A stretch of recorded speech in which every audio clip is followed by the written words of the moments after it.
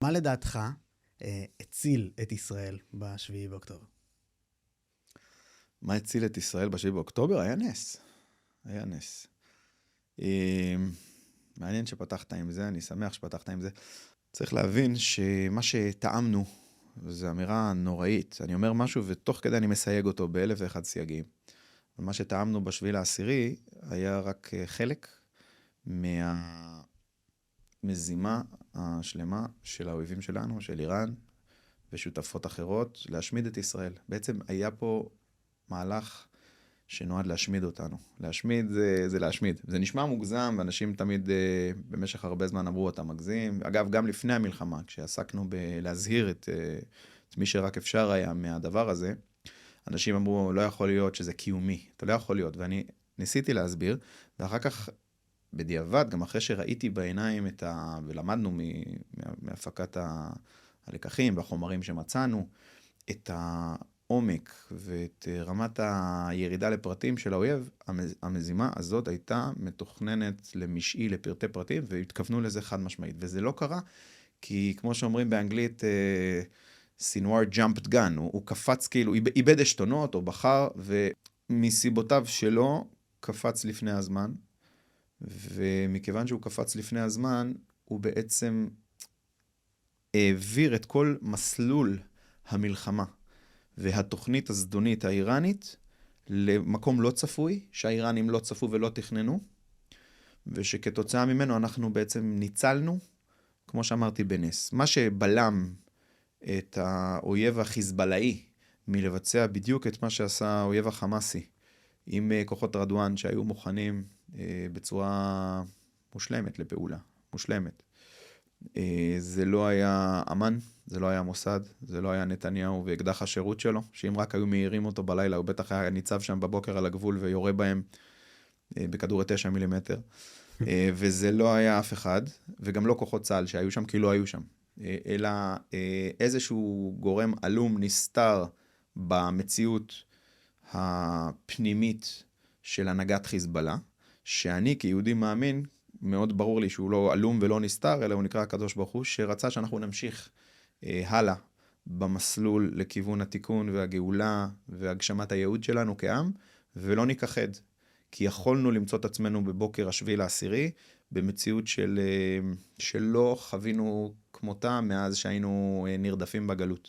מציאות שבה חזית אחר חזית נפתחות לא רק חזיתות מתוכננות מראש לסינכרון כמו החיזבאללה וחמאס, אלא גם חזיתות ספונטניות, כמובן פלסטינים באיו"ש, כמובן, שהיו רואים שבעצם העסק איבדנו שליטה, וכמובן מדינות נוספות באזור שהיו מנצלות הזדמנות, אפילו לא צריכות לפלוש, אלא מספיק היה להזיז כוחות בקנה מידה גדול, והיו מכניסים אותנו למה שקוראים בלשון המקצועית, putting us on the horns of dilemma, שמים אותנו על קרני הדילמה, כי חזיתות נפתחות, אז אתה חלש בכל המקומות בו זמנית, כי אתה לא יכול לרכז כוח בשום מקום, כי אתה חייב לחשוב בזמן שאתה בצפון על הדרום, וכשאתה בצפון אתה חושב על המרכז.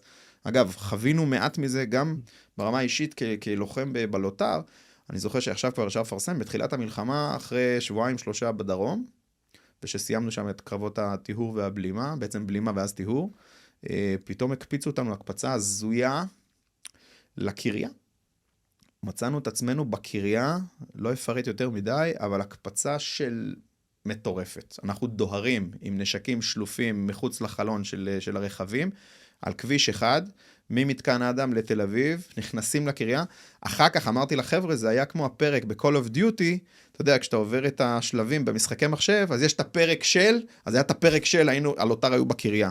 אז היה מטורפת, חבירה לתוך הכוח הגנה של הקריה, הם כאילו אמרו לנו, טוב שבאתם, יש לנו כך וכך, לא חשוב, לא ניכנס לפרטים. העסק הזה שאתה צריך לדלג מחזית אחת לחזית אחרת, ואז אחרי כמה ימים אמרו לנו, מהר, תעלו לצפון, מהר, תיסעו לג'נין. זאת אומרת, החודשיים הראשונים היו טירוף, שלא הבינו למה להיערך ומאיפה זה בא, אבל באמת בחסדי שמיים, כל הבעיה הזאת, הענקית, נפרטה לפרוטות והוצגה בפנינו בפרוסות. עכשיו תטפלו בחמאס, עכשיו תטפלו בג'נין, עכשיו תעלו לצפון, וככה כאילו, וזה לא, מה שקרה לנו קרה בקנה מידה, זה בזעיר אנפין, קרה בקנה מידה גדול למערכת הביטחון הישראלית ולעם בישראל, והוא מצא את עצמו אומר, אוקיי, אז עכשיו פה ועכשיו שם, וגייסו מילואים, והיה זמן להכל. שזה לא הייתה התוכנית. התוכנית האיראנית, כמו שהאיראנים, דרך המלחמה פרסית, שחמט, אתה מתעורר למציאות אסונית שאין לך זמן לכלום. אתה קם בבוקר, פותח את העיניים, אגב, בספר פה יש פרק שאני פותח אותו, בתיאור דמיוני של איך זה היה צריך להיות באמת. אתה קם בבוקר והחיזבאללה פה, והכל מלווה בכמות פנטסטית, בכל קנה מידה היסטורי, של מה שקוראים נשק תלול מסלול, מרמת הפצמרים בגבול ובכמה קילומטרים הצמודים לגבול, ועד טילים בליסטיים בקנה מידה מדינתי, הכל. מאות אלפי חימושים מעופפים מכל הכיוונים עליך, על כל מה שיש לו משמעות, מתחנות משטרה אזוריות ועד פוש, אתרי, הכל בקיצור. אגב, אנשים אומרים, ראיתי בתגובות של כל מיני פודקאסטים שתיארתי דברים דומים, למה אתה מגלה הכל לאויב? זו הייתה התוכנית של האויב, חברים. האויב יודע, הוא יודע שהדברים החשובים צריך להכות בהם. אנחנו לא יודעים. רוב הציבור לא יודע את הדברים האלה, כי זה לא המקצוע שלו, אבל זה מה שהאויב תכנן. ואז תחת השוק and או, ההלם והמורה האדיר הזה שקופים עלינו, פשיטות בסגנון השביעי לעשירי, חלק יזומות, חלק ספונטניות, חלק עליהום, כלומר מתעוררים ומנצלים את זה. אגב, גם ברמה ספונטנית אתה מגיע לכפר או לחמולה בדואית, או בערבים בגליל, או באיו"ש, ותאר לעצמך שמגיע אופנוען של חמאס, מספיק אחד, עם הסרט הירוק וקלצ'ניקוב, וניגש שם למקומים ואומר להם, אתם איתנו או נגדנו? זאת אומרת, גם אם מישהו לא חשב על זה, ורובם המוחלט של המקומיים לא חשבו על שום דבר, הם היו בהלם מוחלט כמו שאנחנו היינו, כי אף אחד לא הביא אותם בסוד הדברים. התוכנית האיראנית הייתה, ננצל את זה, ותוך זמן מסוים, עם הגמל, יש גרשון הכהן, האלוף גרשון הכהן, השתמש באיזה ביטוי בדואי, הרבה שנים היינו אומרים את זה לפני המלחמה הזאת, אפשר למצוא את זה בתיעוד אם זה מעניין מישהו, הייתי כל הזמן אומר את זה בשמו של גרשון. כשהגמל מתנדנד, כל הבדואים שולפים סכינים. מה הכוונה? הגמל זה ספינת המדבר, זה גם כלי תחבורה, וזה גם הרבה מאוד דברים בשביל הבדואי, הבדואי מעריך אותו, מעריץ אותו, משתמש בו, אוהב אותו. ברגע שהוא מתנדנד, הוא מראה חולשה, הוא לא מרגיש טוב, אז הוא הופך להיות מנת שווארמה. וזה עניין, זה מציג בצורה יפה מאוד את המצב של ישראל בשביעי לעשירי. היו שם, כאדם מאמין, אני לא יודע אם את זה אמרתי בפודקאסטים כדוגמת זה, אבל יום לפני השביעי לעשירי זה לא רק שמחת תורה, אלא זה גם הושענא רבה. עכשיו, כולם שמחים בשמחת תורה. זה חג מאוד שמח, רוקדים עם התורה. מקיפים ומסיימים את התורה ומתחילים אותה מחדש. זה באמת החג הכי שמח אולי אחד החגים השמחים, כי יש גם את פורים. אבל במעגל השנה היהודי, פחות ידוע ומוכר, שצמוד אליו, ולמעשה באותו יום ממש, יש חג חשוב מאוד, שיסודו במנהג נביאים, כלומר הוא הרבה יותר קדום משמחת תורה, שנקרא הושענא רבה. הושענא רבה, קודם כל זה הצלה רבה, כן? הושענא, תציל אותנו, וזה היום שנחשב יום חיתום הדין. חגי תשרי מתחילים בראש חודש אלול, לאורך חגי תשרי יש את ראש השנה, אחר כך עשרת ימי תשובה ויום כיפור. כולם בצדק, גם בטח כישראלים עם החוויה של מלחמת יום כיפור, מתייחסים לימים האלה כימים נוראים. כמובן שזה עניין יהודי הרבה לפני מלחמת יום כיפור של 1973, אבל זה מוסיף נדבך כבד מאוד לתחושת ההוד והמורה של הימים הנוראים, ואז אחרי יום כיפור יש הקלה מאוד גדולה וכולם שמחים. זה נכון? חלקית. כי על פי המסורת, אמנם באמצע יש את חג הסוכות שהוא חג של שמחה, הוא נקרא זמן שמחתנו, אבל בסוף חג סוכות, רגע לפני שיוצאים לשנה, ושמחת תורה, שזה כאילו שיא השמחה, יש את הושענא רבה. שהושענא רבה נחשב יום חיתום הדין, זה היום שבו הפתקים יוצאים, אנחנו אגב מאחלים אחד לשני ביום הזה פתקה טובה, פתק טוב, וכל מה שנחתם ביום כיפור יוצא לפועל. עכשיו, בתפילה של הושענא רבה, שהיא תפילה שמאוד מזכירה אגב את יום כיפור ולא את סוכות, החזן לובש קיטל לבן על פי מנהג האשכנזים, ומתייחסים לזה שוב כיום נורא. זה מאוד מעניין, וגם מתפללים על המים, שגם הם שמים להם את העניין של חיים ומוות. יש שם תפילה היא לא פשוטה.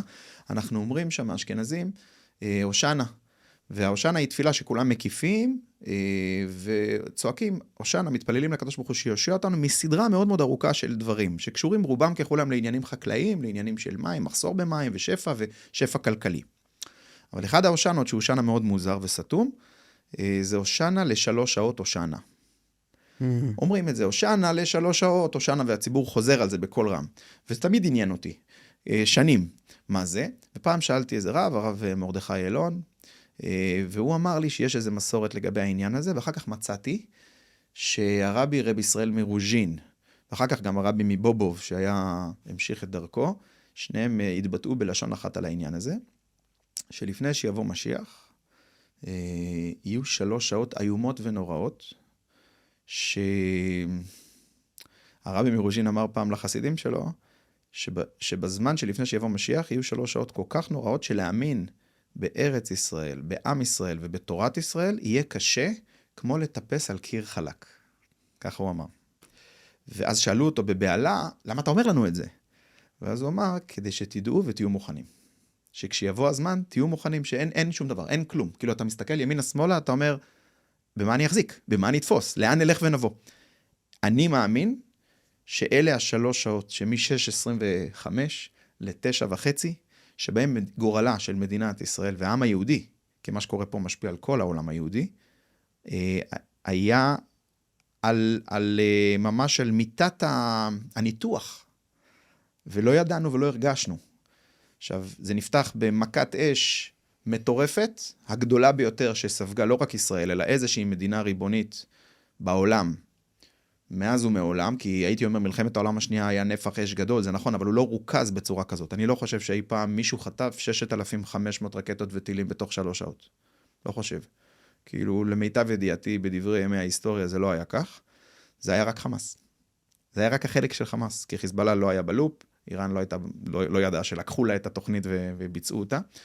וה-6,500 רקטות וטילים האלה פתחו את החלק הזה. תארו לעצמכם מה היה קורה אם כל החלקים האחרים בפאזל היו מסונכרנים, או אפילו מצטרפים באיחור, אבל באיחור רלוונטי, תוך כמה שעות, עד יום, יומיים, שהיו יכולים לעשות את זה. לא היינו יושבים ומדברים פה באולפן ומתארים את הכל כנס, ולכן אני קורא לזה נס, למרות שברור לי, בצורה הכי, אין לי דרך כאילו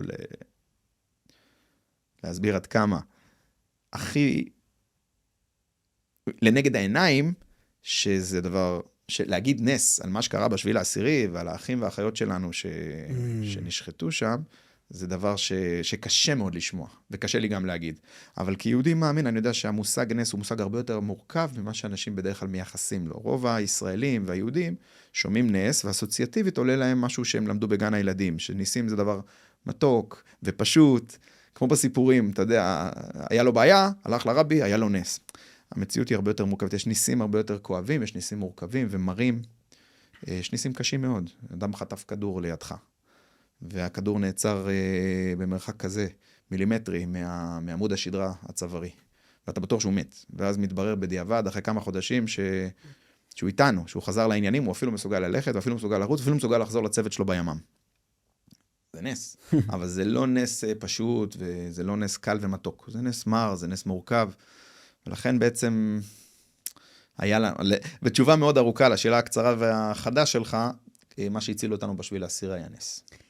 תשובה מדהימה, וממש ממש תודה על הפירוט. אני רציתי להציג אותך בכמה מילים רגע. בעצם דוקטור יאיר אנסבכר, אתה חוקר ביטחון, ובעצם איש חינוך גם, למעשה במקביל, ויש לך הרבה מה להגיד, ובעיקר לוחם ביחידות לוט"ר. אוקיי, אז אני בעצם רוצה שנמשיך את הקו של השאלתי הראשונה, אבל אני רוצה להגיע לזה בעצם משני כיוונים. גם מאוד מעניין אותי שתפרט יותר את כל מה שסיפרת ברמה הביטחונית, של בעצם מה היה התוכנית, איך בפועל ניצלנו ומה לדעתך קרה שם. אוקיי. אבל גם בא לי שתגיע לזה מהכיוון האמוני, כי אתה אומר שהיה נס. אז אני אשמח להבין באמת יותר לעומק, למה אתה חושב שהיה את הנס הזה, ובאיזה אופן אנחנו בעצם צריכים להתייחס אליו. תראה, זה כמו המדרש הזה על העונש, על המלך שכועס לרגע, משתגע על הבן שלו ומחליט להפיל עליו סלע. ואז הוא נודר נדר, ויש שם עדים שאני מפיל עליו את הסלע, וכל מי שנמצא שם מבין שהמשמעות היא, זאת אומרת, אף אחד לא יכול לשרוד סלע של 120 קילו שנופל עליו. כן. ואז הוא מתעורר, וחוזר לעצמו ומעצמו, ואומר, מה עשיתי?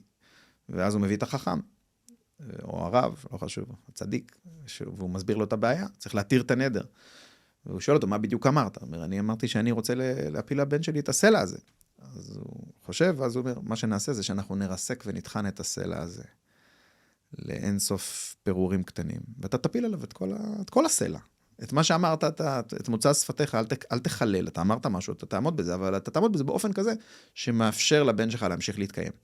כל הסלע הזה שנבנה עלינו, תיארתי קודם חימושים, תיארתי קודם, הכל יצא עלינו. זה לא שנשאר משהו, כאילו, הם לא השאירו שום דבר.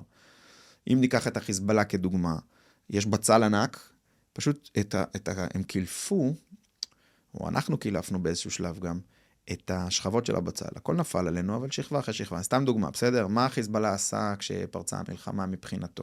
אוקיי, יש את החזית הדרומית. איך חיזבאללה נכנס למלחמה? חיזבאללה התחיל לראות מנגד, אבל אם אנשים זוכרים, הפעולה הצבאית הראשונה שחיזבאללה עשה, זה בעצם להוריד לנו את העיניים והאוזניים.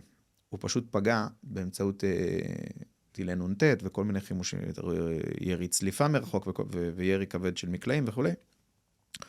בחיישנים, במצלמות, באמצעי תצפית וחישה של אוגדת הגליל, של פיקוד צפון, שנמצאים על הגבול. למה הוא עשה את זה? התשובה הכי נכונה היא שלחיזבאללה הייתה תוכנית למלחמה, וזה הצעד הראשון בתוכנית של חיזבאללה. אבל הצעד הראשון באיזה תוכנית? בתוכנית ההיא. כן. התוכנית שאומרת כיבוש הגליל. כשכדי לכבוש את הגליל צריכים לעבר את הישראלים. אז צעד ראשון ברשימה, בדאפה, שלכל חיזבאללה היה בבונקר שלו. גם אלה שלא היו בבור הפיקוד והשליטה המטכ"לי, אלא גם אלה בשטח. קודם כל, תצא, תיקח את הרובה דרגונוב SVD 762, במטווח 500 מטר, תפגע במצלמה. רות, כאילו, אני יודע מה אני עושה. אז כל אחד ביצע את זה. עכשיו, אין לזה שום משמעות במלחמה שנכנסנו אליה. כי לא הייתה פה שום הפתעה. כי צה"ל היה שם, וצה"ל היה מוכן, וצה"ל גם מיד בתוך זמן לא ארוך, פיצה על האמצעי חישה החסרים, על העיניים והאוזניים שנלקחו לו.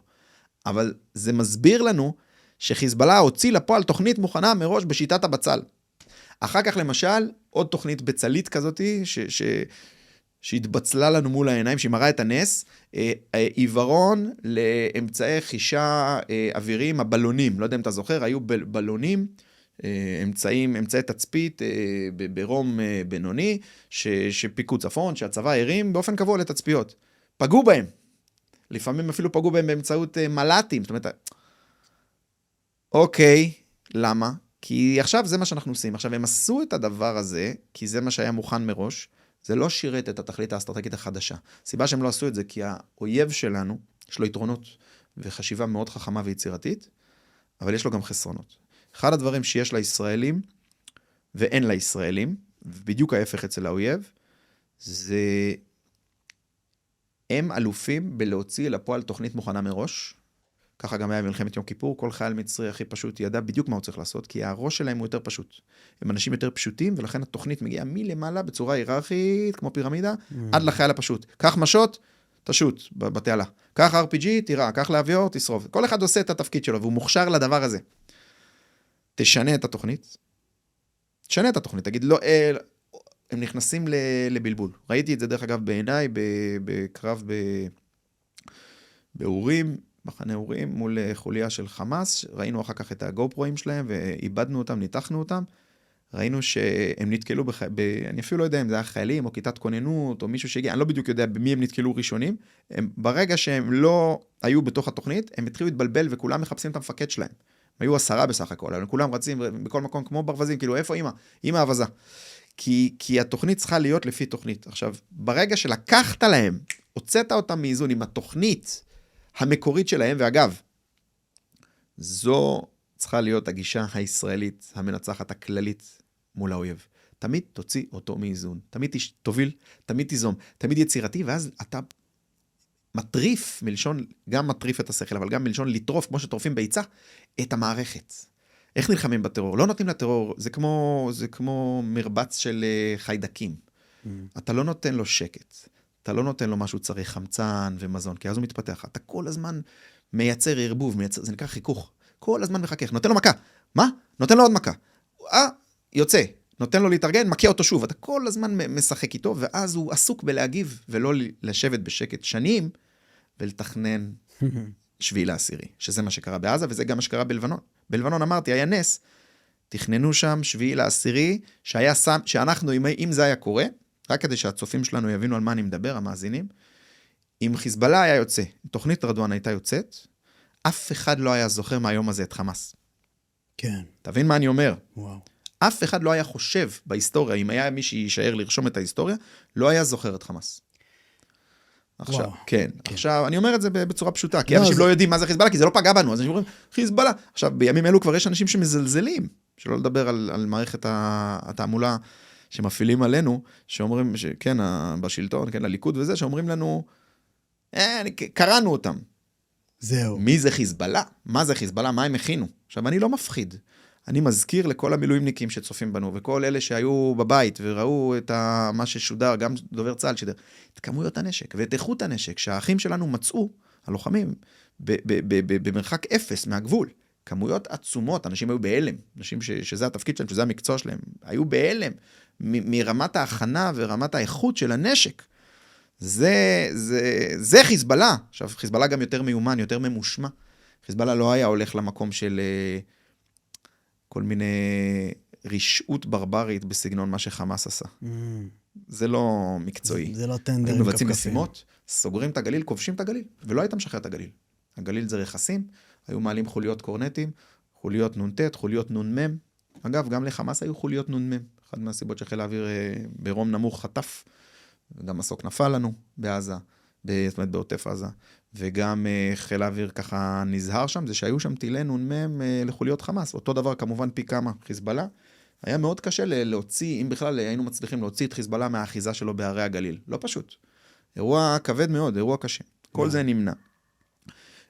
אני כבר ככה קצת איבדתי את דרכי בתוך הדברים. להפך. תמקד אותי שוב. אני אגיד לך לגמרי, תן לי את המרחב הזה לגמרי, זה יהיה רק יעשה טוב. זה מעולה, אתה ממש תודה על הפירוט, ואני ממש מעריך את הדברים שאתה אומר. אז אוקיי, אז הדבר שמעניין אותי לשמוע בתוך כל הדברים האלה, כמובן זה מטלטל, ואני רוצה להבין את סדר גודל מצב הרע הביטחוני כרגע. כי כל מה שאתה אומר, באמת גם מוכרים לנו הרי בתקשורת ובכל מקום את הניצחון שניצחנו וכל מיני דברים כאלה. כמה האיום הזה בפועל לא נמצא יותר, זה ברמה הביטחונית, אבל אני אשמח גם לחקור את הרמה האלוקית שאתה מדבר עליה. אז תראה, אנשים לא יודעים כל כך איך לאכול אותי, כי אומרים, תשמע, רגע, אנחנו לא מבינים. אתה כל הזמן אתה מדבר כמו בריק, לצורך העניין, אגב, בריק היה שותף לפני המלחמה. עבדנו איתו גם, פורום קהלת עבד איתו, עזרנו לו, ועבדנו כתף על כתף, כי חשבנו שלפני המלחמה, זה מאוד מאוד חשוב, ההזהרות של בריק, מאוד מנומקות, מאוד נכונות, וזה היה חשוב מאוד שאנשים ישמעו אותם, גם במערכת, גם עשינו הרבה עבודה גם בתוך המערכת, לא רק פובליציסטיקה, לא רק פופולרי, כאילו, בחוץ. כן. בכל אופן, אז אתה בריק, אתה נביא זעם, אתה כל הזמן מדבר על מה רע ומה לא טוב, ומצד שני, אתה מדי פעם מדבר על הניסים. אז אני חושב ששני הספרים האלה, הספר שהוצאתי לפני המלחמה, ויצא בעצם באיחור לתוך המלחמה, כי לא הספקתי, והספר הזה, הם מספרים את הסיפור המלא. היה פה איום שנבנה כנגדנו, לא עשינו מספיק כדי להיערך אליו, עשינו אפילו דברים שאסור לעשות, ועצמנו עיניים. התפוצץ עלינו אותו הדבר שהזהרנו מפניו, ואז התפוצץ בצורה שהיא הכי טובה שאפשר היה. משה קופל, מי שבעצם ייסד את פורום קהלת, ועומד בראש, היושב ראש של פורום קהלת, שאל אותי בתחילת המלחמה הזאת, אנסבכר, אתה התעסקת בזה, חקרת את זה, מה אתה חושב הסיכוי שלנו מול המלחמה הזאת? אמרתי לו שבאופן טבעי אין לנו דרך לנצח אותה. אבל הוספתי שאנחנו יהודים, ובגלל שאנחנו יהודים, שום דבר הוא לא טבעי אצלנו, ולכן אני מאמין שאיכשהו בצורה שאני לא יודע להסביר, אנחנו ננצח. וזה פחות או יותר מה שקרה עכשיו. אתה שואל אותי מה קורה עכשיו? לקחנו את הניסים, לא אנחנו, המנהיגות. לקחנו את החסד, את החסדים, לקחנו את ההזדמנות, לקחנו את המשאבים, לקחנו את האומץ, את ההקרבה, וזרקנו אותם לפח. רפול כתב ב-1985, אחרי נסיגת צה"ל מלבנון בפעם הראשונה, לא יודע מי זוכר את זה, היה לנו דלים מלא חלב, ואנחנו בעברוננו בעטנו בו. עוד נצטרך, לדאבוני, לחזור לכל המקומות האלה, ולהתמודד עם טרור קשה שבעתיים. איפה שזרקו עלינו אבן, יראו עלינו, איפה שיראו עלינו, יכינו לנו מטען חבלה. הוא דיבר על לבנון, 85, זאת אומרת, חיזבאללה נולד פחות או יותר באותו זמן, הוא לא מדבר על חיזבאללה. וכשאתה אומר שבעצם... פספסנו.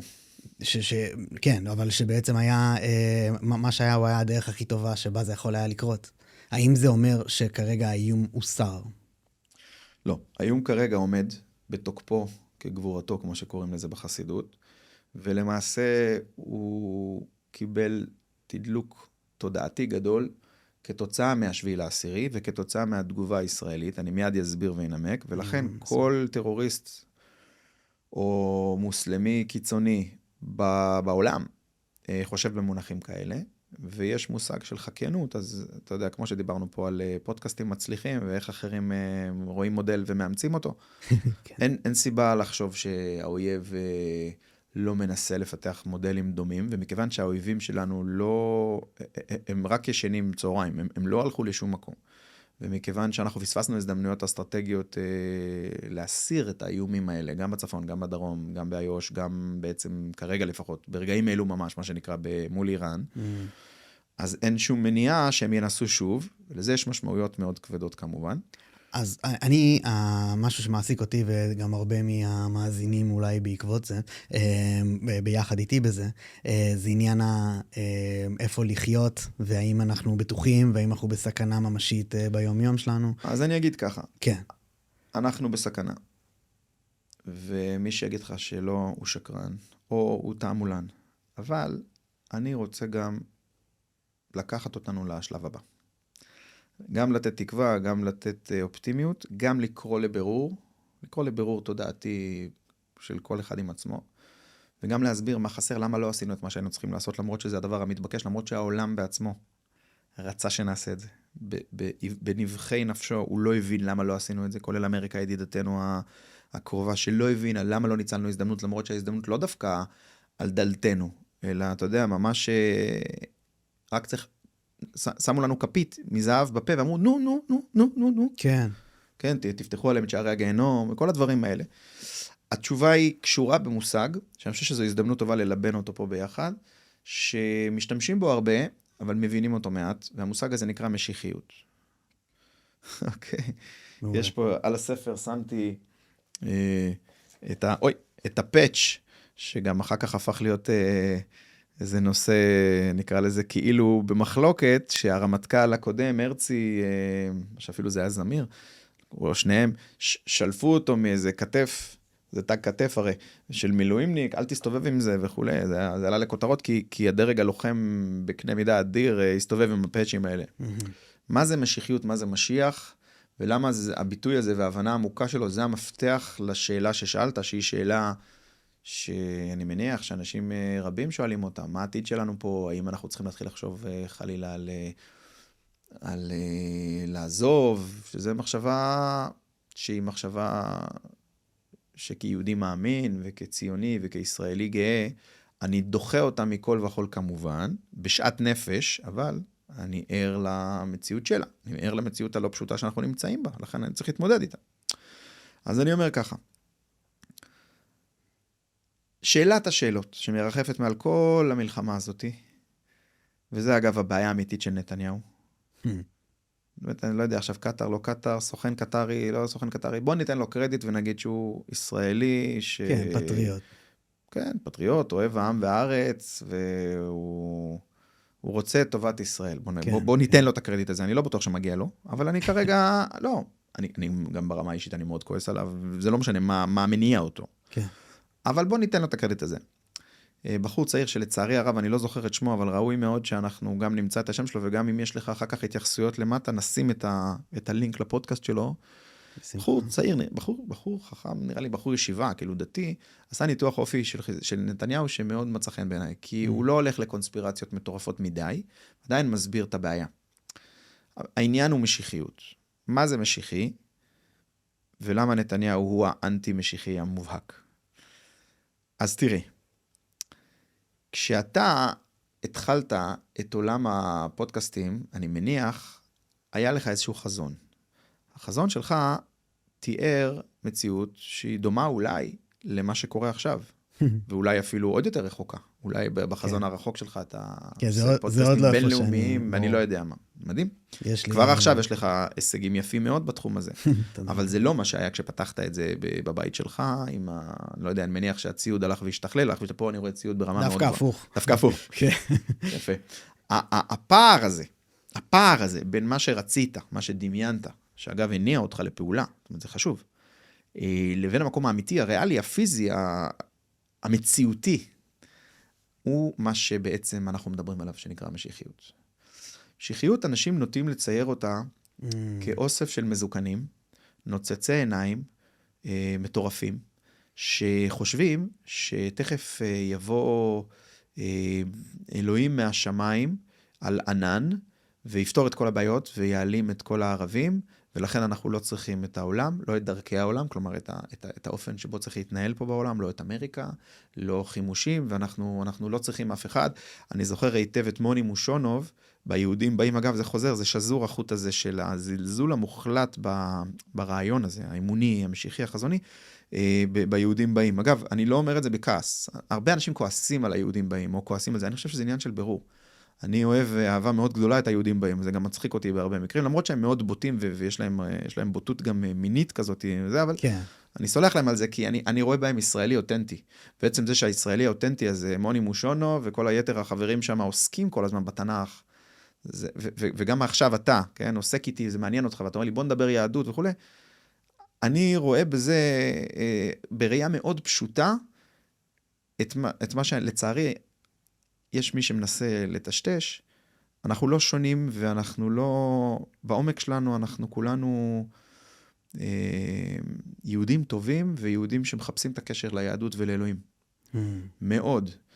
והדרך שבה זה מתבטא, והצורה, אנחנו לא אוהבים, ישראלים לא אוהבים שאומרים להם מה לעשות, הם שונאים כפייה, הם בורחים בכל דרך מכפייה, ולכן הם מחפשים לפעמים ברוגז, לפעמים בכת, לפעמים הם מתיזים הרס ורעל. אני חושב שזה עניין של ברור, אני חושב שפשוט לא הסבירו לנו, להם, מספיק טוב מה זה יהדות. אני חושב אבל שזה גם משהו אנושי, לא רק יהודי, אנושי. לברוח מכפייה. כן, אבל אנחנו עוד יותר. כי אנחנו עם של, אתה יודע, כבר בתנ"ך מתארים אותנו כעם קשה עורף, ובצורה פשוטה אתה אומר, עם קשה עורף זה לא טוב. כמו הילד הזה, בכיתה, יש בכיתה 35 ילדים, והוא החצוף תמיד עושה ככה, ולא רוצה לעשות מה שהמורה אומרת. אז הוא ילד רע או טוב? פעם, כשאבא שלי היה ילד, הוא היה ילד רע והוא חטף מכות מסרגל. זה מה שהיו עושים. כן. היום יש כבר הבנה יותר טובה, שהוא ילד עם כוחות מיוחדים, שהוא הילד הלא אורתודוקסי שיוכל בסופו של דבר להוביל למקומות בלתי צפויים, שאנחנו זקוקים לילדים האלה. חברה הישראלית, ההייטק, כל הדבר הזה, זה בא ממקום שמאדיר ומקדש את היצירתיות, את החתרנות, את הנון-קונפורמיזם, והישראלים הם האנשים הכי לא קונפורמיסטים בעולם. אתה יודע, היה פה פעם יפני, העברתי הרצאה על חשיבה חדשנות ביהדות לפרופסורים יפנים באוניברסיטה העברית, לא משנה. רצו לשמוע מהגמרא וכל מיני דברים כאלה. היה מאוד מעניין, ואמר לי איזה יפני שהם היו בסיור בגן ילדים. הוא אומר, אני הייתי בהלם מההבדלים בין גן ילדים יפני לגן ילדים ישראלי. גן ילדים יפני, אתה יודע שהדבר הכי חשוב אצלם זה זה מאוד מזרחי העניין הזה, התרבות המזרח. כן. כניעה מוחלטת להיררכיה, להגמוניה, לפטרון, המוחלטות של אגב, גם באסלאם, בכלל במזרח, אסלאם זה כניעה. אני יכול למקד אותך ברשותך? בטח. אני אשמח למעשה אתה מסביר את המונח משיחיות, נכון. שאני חושב שזה ממש ממש חשוב להתמקד בזה. נכון. כי נתניהו והכל אני אשמח שגם נגיע, אבל אז אתה צודק לגמרי. אתה רוצה לחזור למשיחיות רגע. לגמרי, כי הדבר שאתה... צודק. אני שאלתי הרי על עניינה בעצם איפה אנחנו צריכים לחיות. אני לגמרי... אז אני עונה. אתה צודק, זה פשוט דרך ארוכה, אבל זה טוב שאתה ממקד. אבל גם תיתן לי לדבר. בבקשה. אז הנקודה הזאת של המשיחיות מתחברת לשאלה של איפה לחיות. אני לגמרי מסכים שמה שאתה אומר, ללמה בכלל לחיות פה. שאני שואל את השאלה, התשובה היחידה שאיכשהו מסתדרת לי היא משיחיות ורצונות כאלה לגבי המקום הזה. זה לא מסתדר עם שום רצון אחר, לדעתי. נכון. ואז אני שואל את עצמי, למה כחילוני עליי להיות פה? אולי זה לא מתחבר. כי אתה לא חילוני. אולי, בדיוק, כן. המושג חילוני הוא מושג דיכוטומי שגוי. אתה לא חילוני. אתה אולי לא שומר תורה ומצוות כמו שכתוב בהלכה. אגב, אתה לא היחיד ולא הראשון. אבל אתה לא חילוני. אתה לא אדם של חול. אתה אדם של קודש. אתה מחפש את היהדות. אתה מחפש את המשמעות, את החיבור לקדוש ברוך הוא, לתורה, לעם ישראל. אתה לא צריך להניח תפילין, אתה לא צריך לחיות כמו שאתה צריך לחיות. יש לך את המסע שאתה צריך לעבור, ויש לך את הקשר שלך הפרטי שמתברר ומתגלה עם אלוהים. אבל משיחיות, באמת, המשמעות שלה זה שאנחנו נעים לעבר חזון גדול מאיתנו, שהאמינו בו כל הדורות שלפנינו, ואנחנו צריכים למצוא בתוכנו את הכוח להמשיך ולהאמין בו, למרות שהכל, הקירות חלקים ומתפוררים מסביבנו. והיא השלב הזה, שבו אתה צריך קצת לקפוץ מעבר לריאליזם. נתניהו באיזה רגע מאוד נדיר של כנות, מדהים בכנותו, עמד באולפן פטריוטים, וינון מגל וכל דווקא ביצע שם התפקיד מאוד חשוב, רק על זה מגיע לו תודה, מול כל הקהל, ואמר לו, אנחנו רוצים להחזיק, להתנחל, לכבוש את עזה ולגור שם. ונתניהו אמר, זה לא ריאלי. נתניהו מנסה להחזיק מציאות ריאלית. עכשיו, ביום רגיל, כשהספינה שעתה על פני המים, הוא המנהיג המושלם. הוא משדר יציבות. אגב, הוא מתפרנס מיציבות. אתה יודע למה השקר הזה שנקרא נתניהו כל כך מצליח, ולמה עכשיו ברגעים אלו ממש, למרות כל מה שעברנו, המון אנשים מוכנים להצביע לנתניהו, ולמרות שהם יודעים את מה שאני אומר, ואני לא מחדש להם חידוש, הם יודעים שהוא לא טוב לנו. כי הוא משדר יציבות. זה סיר הבשר. הוא עומד עם החליפה, העניבה והטון המרגיע. משקר בביטחון לכולם, וכולם יודעים שהוא משקר.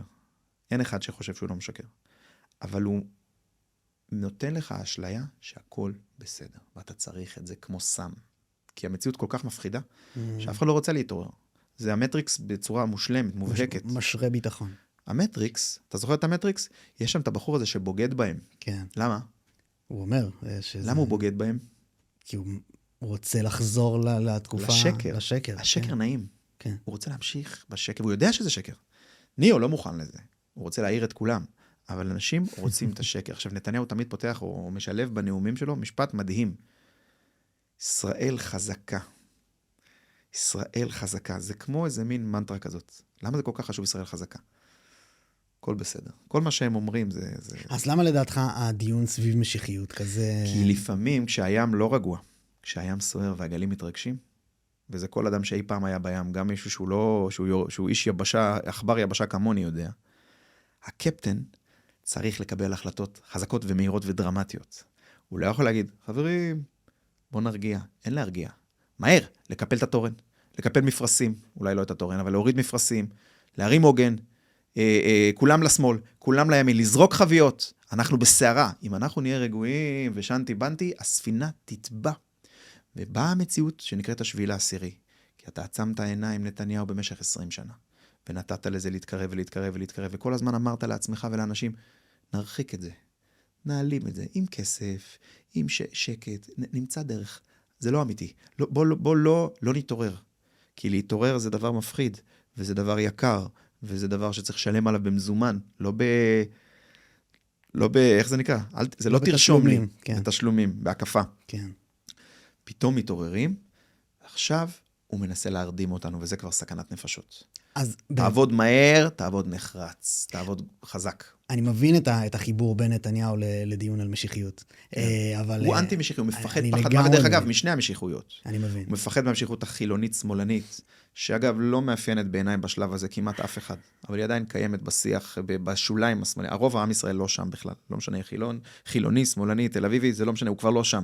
אבל כאילו לתת שטחים, לוותר, לתת לפלסטינים, נחיה לידם, זה רעיון שהולך ונדחק. אגב, לא בממשלה ולא בצבא, אלא רק במציאות. זה דבר נורא מעניין, אבל זה נושא לשיחה אחרת. נתניהו אומר, זו משיחיות שמאלנית, חילונית, הוא צודק. זה קיצוני, זה רעיון הזוי, זה לא רעיון שמחובר למציאות. כן. והוא מפחד פחד מוות מאנשים כמוני, ואנשים שמאמינים במה שאני מאמין, רק שהוא מפספס פה, שזה הרעיון המרכזי של הציונות. לכן היא נקראת ציונות מלשון ציון. זה הרעיון המרכזי של היהדות המודרנית, של ארץ ישראל שייכת ליהודים, ואנחנו צריכים לפעול מתוך ביטחון בעצמנו, בכוחותינו הגלויים ובכוחותינו הסמויים, כי יש לנו כוח גם לא רגיל.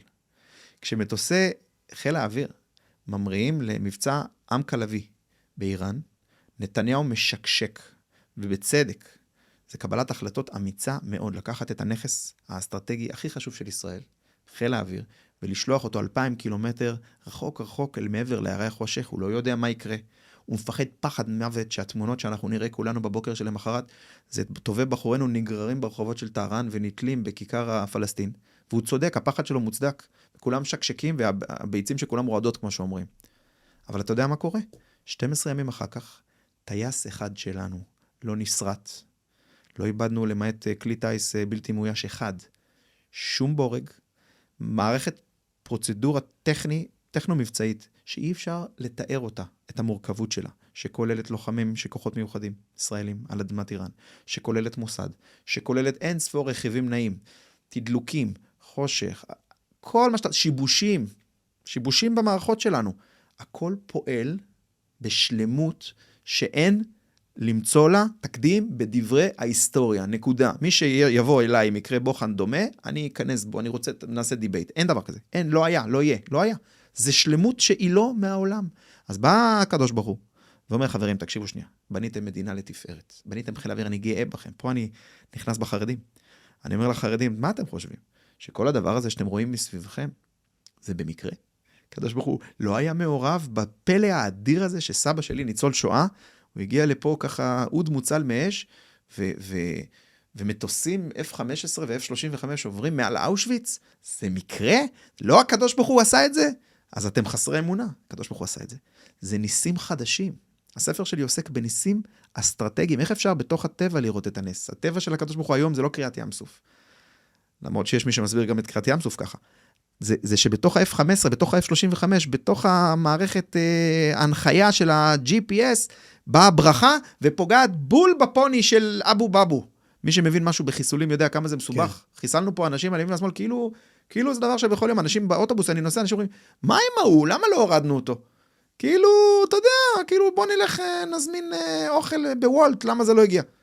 זה דברים מורכבים, אף אחד לא עשה דברים כאלה, לא האמריקאים, לא הרוסים, לא הבריטים, אף אחד לא חיסל חיסולים ממוקדים של מה שקוראים מנהנט, זה הדבר הכי קשה בעולם לעשות חיסולים כאלה. היה לנו פה ברכה מופלאה, הקדוש ברוך הוא אומר, רק תעשו, רק תעיזו, אני מברך אתכם. אבל הוא לקח את הכל, ואמר, אוי ובוי, אוי ובוי, אוי ובוי, אוי ובוי, מה יהיה, אמריקה, כשכל העולם מחכה לך, ואומר לך, תהיה טיפה משיחי, טיפה, אל תהיה משוגע, אל תזרוק את אמריקה. חס וחלילה, אמריקה מכבדים אותה. אגב, יעקב אבינו כיבד את עשיו, רבי יהודה הנשיא כיבד את רומי, את אנטונינוס הקיסר. היהדות היא לא אף פעם לא הייתה לא פרגמטית, היא אף פעם לא הייתה טיפשה. זה שקר גדול. הכי חכמה בעולם, מבינה אותם, מבינה את האופי שלהם, את התרבות שלהם. אבל היא אומרת, יש עוד משהו שאתה לא מבין, נתניהו, ואתה חוסם אותו בכל הכוח. פייגלין מדבר על זה יפה. זה נקרא החזון, המשיחיות. אנחנו לא עם רגיל. אי אפשר להסביר באופן רגיל את מה שקרה פה. ולא רק את השנה והשנתיים והשלוש האחרונות, אלא את כל השנים האלה. איך שאנשים מגיעים באוד מוצל מאש, ופתאום בונים מדינה, ובונים מדינה לתפארת. זה לא הגיוני. נכון, זה לא הגיוני. בוא תהיה טיפה משיחי, טיפה. אל תחסום, אל תהרוג את זה. נתניהו היה אומר לך, דושי, לפני כמה שנים, כשהתחלת עם זה, זה לא ריאלי. אל תעשה את זה. תעשה, לך תלמד משהו שמכניס לך כסף. במה אתה שונה מאלף ואחד חבר'ה אחרים חמודים שרוצים לעשות פודקאסט? זה ריאלי שאתה תצליח? למה זה ריאלי? מה הסיכוי? בוא רגע נביא שנייה, בוא נביא אנשי חקר ביצועים. אתה יודע, יש אנשים שהם נחשי משקפיים כאלה של חיל האוויר ושל חקר ביצועים, כל מיני כאלה, ואומרים, תראה, הסיכוי שלך זה 0.01 להצליח. אז תרד מזה, בוא תעשה משהו שמרוויח, תהיה עורך דין. זה לא כזה, למה? אני חושב וזה באמת לא העיקר של שיחתנו, אבל העניין של ההצלחה המטורפת בארצות הברית של התחום, לי הייתה ברורה לך הייתה ברורה. כן. אבל לא לאנשי החקר הביצועים, לא למספרים הגדולים. למה שאתה תצליח? אתה יותר מיוחד ממישהו אחר? אני אולי... אתה מאמין. האמנת לכל אורך הדרך שאתה תצליח. זה משיחיות. אבל זה גם... זה הדרך היחידה להצליח. אבל זה גם מייקל ג'ורדן ומסי. כמה מייקל ג'ורדן ומסי יש? אבל הם נוצרים. אז מה? אוקיי. אז מה? למה זה חייב להיות משיחי? המושג משיחי הוא מושג אוניברסלי. מייקל ג'ורדן... אני שוב ברשותך אשמח למקד. כן, תמקד. אתה מדבר איתי על סכנה מטורפת מכל החזיתות. נכון. שקיימת, נכון. וניצלנו בנס, נכון. ואני איתך בזה, בשביעי לעשירי, נכון. כי היה רק סינואר. ואני אשמח שתסביר לי יותר, כן בראש... אני אסביר ואני אענה לך בצורה לא צפויה, תקשיב. כן. פעם שאלה אותי איזה אמא, על הבן שלה, לאן הוא צריך להתגייס, והיא אמרה, אני מפחדת שהוא ילך ליחידה מיוחדת, הוא רצה ללכת לדובדבן, או לאיזו יחידה מיוחדת של דג, או משהו כזה, אני כבר לא זוכר, כי זה מסוכן. אמרתי לה, הפרופיל שלו קרבי בכל אופן, נכון? היא אמרה לי, כן. אמרתי לה, איפה יותר מסוכן? בסיירת מטכ"ל או בגולני? אז היא אמרה לי, בסיירת מטכ"ל. אמרתי לה, זה נכון ולא נכון. למה? כשאתה בגולני ועומד על הגבול, ומתכננים עליך 7/10, ואתה מוצא את עצמך בבוקר בהתקפת פתע, הסיכוי שלך לצאת מהעסק הזה הוא נמוך. כשאתה סיירת מטכ"ל, ואתה בוחר את הזמן ואת המקום, ואתה הולך לאמצע הלוע של האריה, ונכנס לשם מתי שאתה רוצה, יש סיכוי מעולה שאתה תיכנס ותצא בשלמות, והסיכויים שלך לצאת מהעסק הם הרבה יותר גבוהים. מי שיוזם, מי שיוצר, מי שנע קדימה, מי שלוקח את היוזמה, הוא המנצח. זה המושג המשמעותי של מייז מנצח. עכשיו, למה האויבים שלנו מתעוררים עלינו? הם תמיד היו שם, והם אף פעם לא אהבו אותנו. מה קרה? הם ראו שני דברים. הם ראו ניסיון להשמיד אותנו, שנכשל, 7/10 נכשל, וראו תגובה חזקה, שהלכה והתמוגגה, ובעצם ברגעים אלו ממש הופכת להיות כניעה. זה מה שהם ראו. ואז הם אומרים לעצמם, היהודים לא בנויים לזה. הם לא בנויים להישאר פה לאורך זמן. נמשיך. זה נותן להם אנרגיה, אוקיי? כן. אבל, אם הם היו רואים תמונה אחרת, שהישראלים למרות הכל הם נחושים, ויש בהם משהו הרבה יותר עמוק וחזק, ושורשי ומשיחי ואמוני, שמחזיק אותם פה צמוד לקרקע, הם כולם יזוזו אחורה. אני לא צריך להרוג אותם. הנשק הכי חזק זה. זה התודעה. אתה יודע שחיזבאללה הם אנשים מאוד דתיים ומאמינים. הם עדיין ברחו. הם ברחו מדרום לבנון. אחרי הביפרים ואחרי החיסול של נסראללה, הם ברחו. למרות שהם אנשים מאוד מאוד קיצוניים ודתיים, ברחו לזיינב, לקבר של זיינב בסוריה, להתפלל ולבקש שאלוהים ירחם עליהם. איך זה קרה? הם ראו התפוררות מיידית של מה שהם האמינו בו, זה היה כל כך חזק, שהם נסו. תחילת מנוסה, בעלה, אנשים נבלים ובורחים. זה ממש מעניין מה שאתה אומר. זה הסיפור. אנחנו צריכים להחזיר לעצמנו את האמונה בעצמנו. ואז הם יפחדו. אני רוצה ללכת איתך לשם. והרי השיח על משיחיות הוא נורא נורא בכל הכיוונים. אז בעצם מה אתה חושב שהציבור צריך לדעת בהקשר של איך לגייס את האמונה שאתה מציע? האמונה שלכם, אני פונה עכשיו ישירות לציבור הזה, היא אמונה יהודית, תאורה. יש לכם הקדוש ברוך הוא. אתם צריכים לדבר איתו. אתם לא צריכים להיות דתיים. במובן שמפחיד אתכם. אתם לא צריכים לעשות שום דבר. צריכים לדבר עם אלוהים, כי אלוהים ברא את העולם. כל אחד יודע את זה, העולם יודע את זה. סינים אולי לא. הם מנסים להילחם בזה. אבל חוץ מהם, העולם יודע. ומחכה ומצפה. העולם הזה זה לא סך מתמטי של חלקים. כמו שהיה ויכוח שלי היה עם בריק אמר, אנחנו לא יכולים לנצח, חייבים להפסיק. אמרתי לו, אתה סופר טנקים, אתה סופר ברזלים. לא ככה מנצחים מלחמה, ככה לא ניצחנו את 6 ימים ולא את יום כיפור. מבחינת ברזלים תמיד היינו פחות. ותמיד היינו במצב קשה. וגם עכשיו מבחינת ברזלים המצב לא טוב. וזה מה שאמרתי גם לקופל. אין לנו סיכוי טכנית, ריאלית. אנחנו לא פה, ולא היינו פה, ולא הגענו עד כאן, ואנחנו גם לא נמשיך מכאן, כי אנחנו סתם בני אדם רגילים. אנחנו מגשימים ייעוד של חזון הדורות היהודי. באים משם והולכים למקום הידוע והמובטח לנו. אנחנו הולכים לגאולה. הגאולה, המשמעות שלה, היא לא משהו מפחיד. היא הרמוניה והיא שלום בעולם. לשלום מגיעים אחרי שמראים עוצמה וביטחון. לא אכזריות, לא כיבוש, זה לא קיים בנו הדבר הזה. לא צריך לפחד ולשנוא את עצמנו, אנחנו לא כובשים ולא אכזרים, זה לא קיים. זה לא, אין ביהודי את הדבר הזה. זה הרב קוק כתב שהתכונה הנפשית של עם ישראל אין בה את זה, ולכן אנחנו אוכלים את עצמנו על כל מעשה של אלימות וכו'. אנחנו לא אוהבים אלימות.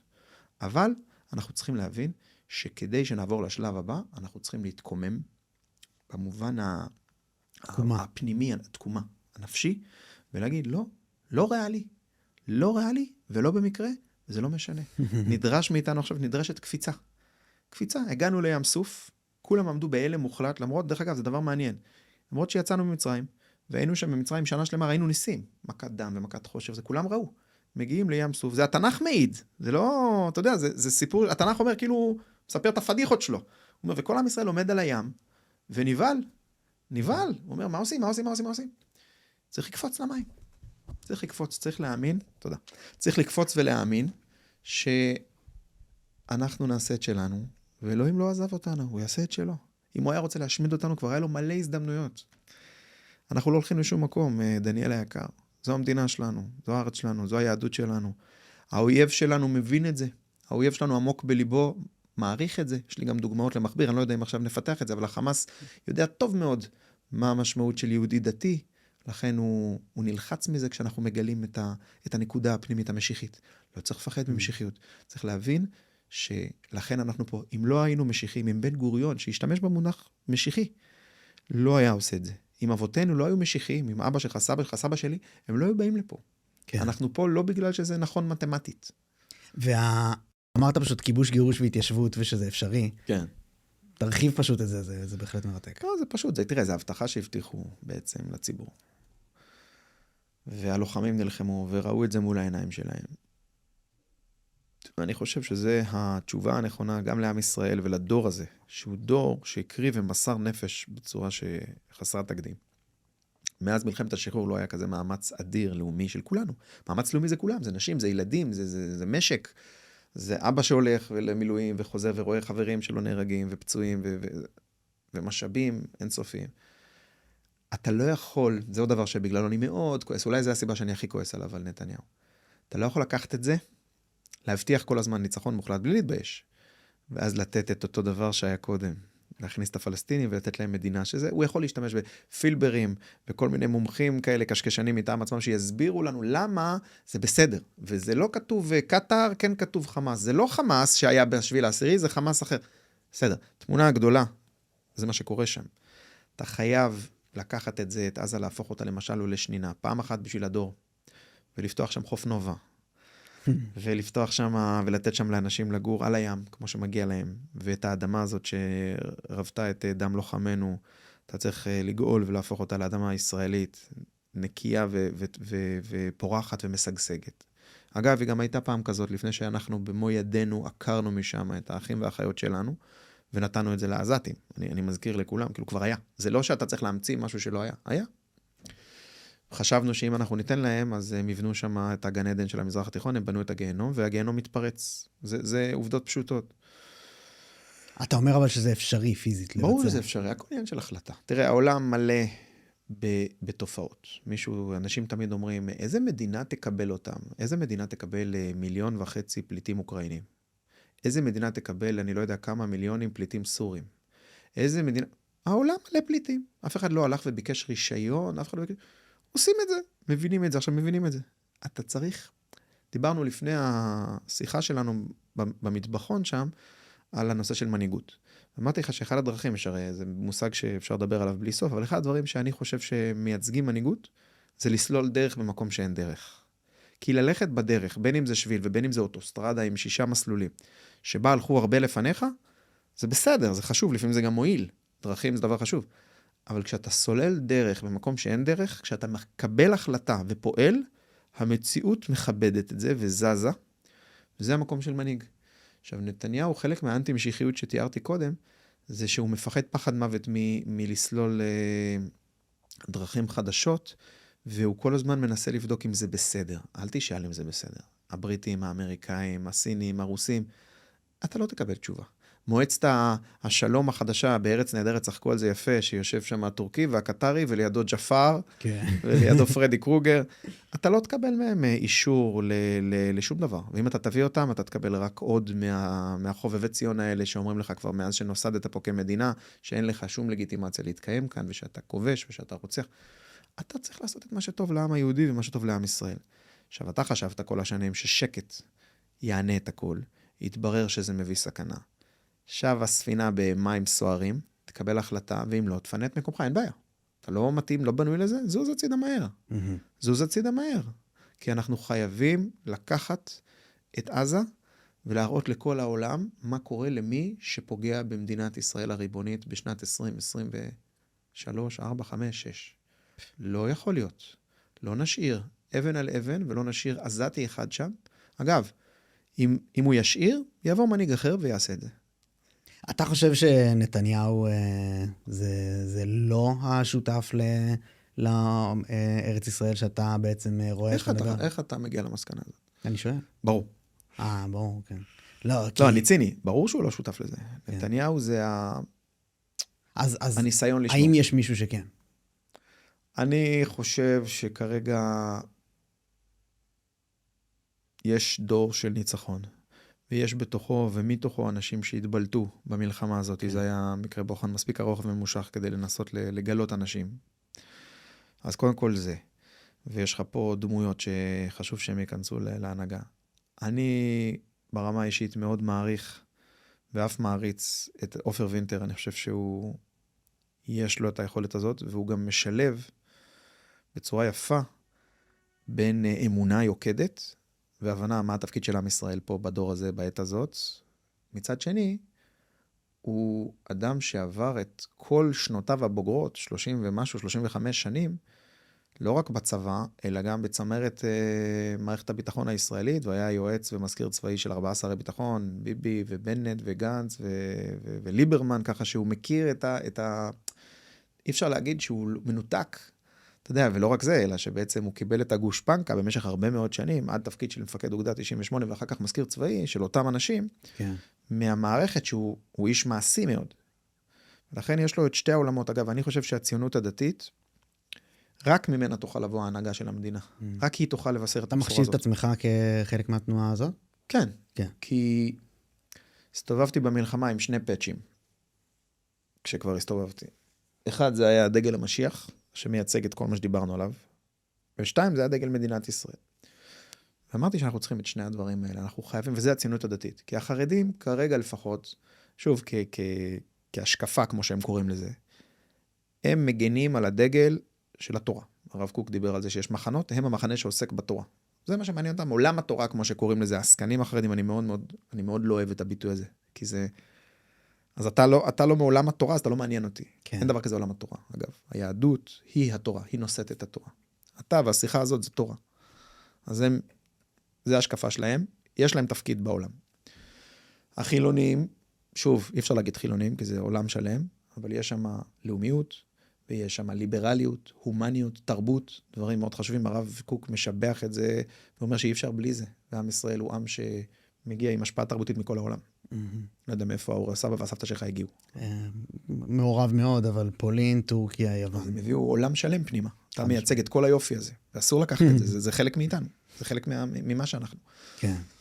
והשילוב ביניהם זה הציונות הדתית, או כמו שהיא צריכה להיות. תראה, עכשיו הציונות הדתית קצת שבויה בחבלי השווא של נתניהו. כן, בדיוק. זה למה אני שואל אם הוא שותף. אבל זה לא הציונות הדתית כזרם, זה הציונות הדתית כעסקונה פוליטית. הציונות הדתית... שהיא מאוד מאכזבת, יש לומר. תגדל ותגדל, לפי מה שכרגע נראה. ונראה לי שבאמת היא הגישה הכי הגיונית ברמה של, אתה יודע, של לקבל את הסכנות שאתה מדבר עליהן וללכת לצעוד קדימה באמונה. הם מדברים את זה בצורה שאני הכי קונה את מה שהם אומרים. אני חושב שזה מה שהשם רוצה.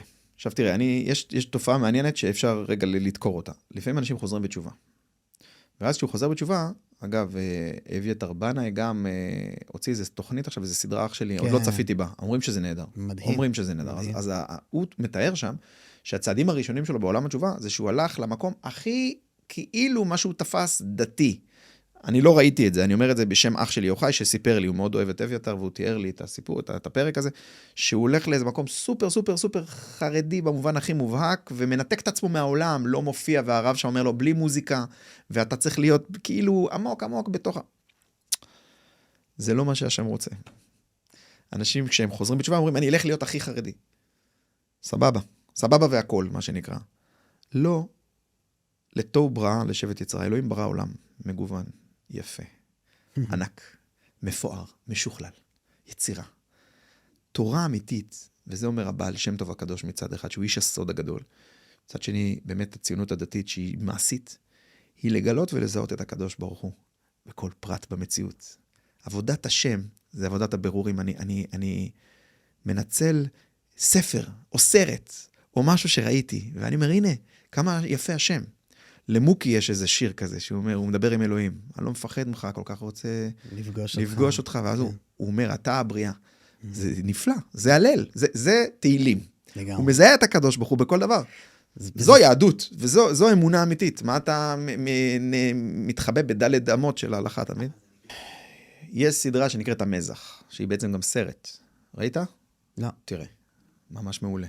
ממש מעולה. על מלחמת יום כיפור, על מוצב המזח. מוצב המזח הוא מוצב...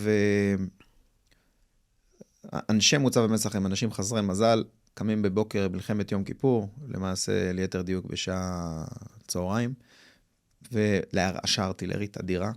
מפקד המוצב, בחור דתי, הסדרניק, מרים את המשקפת ורואה מחזה מחריד של מאות רבות של סירות גומי עם אנשי קומנדו מצרי חוצות את התעלה, צולחות את התעלה, מעליו מיגים ממריאים לתוך שטח סיני, והוא מבין שפרצה מלחמה, והוא מבין שתפסו אותנו עם המכנסיים למטה.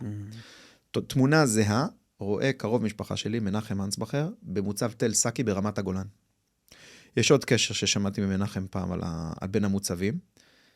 הוא היה קצין צעיר, מגדוד 50, נחל מוצנח, והיה לו חייל מעולה, נדמה לי שקוראים לו אביחי, אבל אני לא בטוח, שהיה מגיסט, היה מקלען.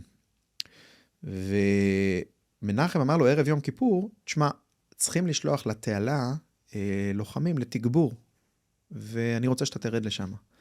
והוא אמר לו, אין מצב, אני רוצה להיות עם החברים. מנחם אמר לו, זה פקודה.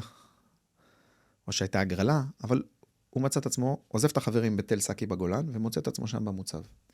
הלוחם הזה, המקלען הזה, סייע בידי הקומץ לוחמים הממש אומללים האלה, שמצאו את עצמם מול כמות אדירה, אינסופית כמעט של חיילים מצרים, נחילי חיילים מצרים שעולים עליהם, שימש כמגביר כוח אדיר.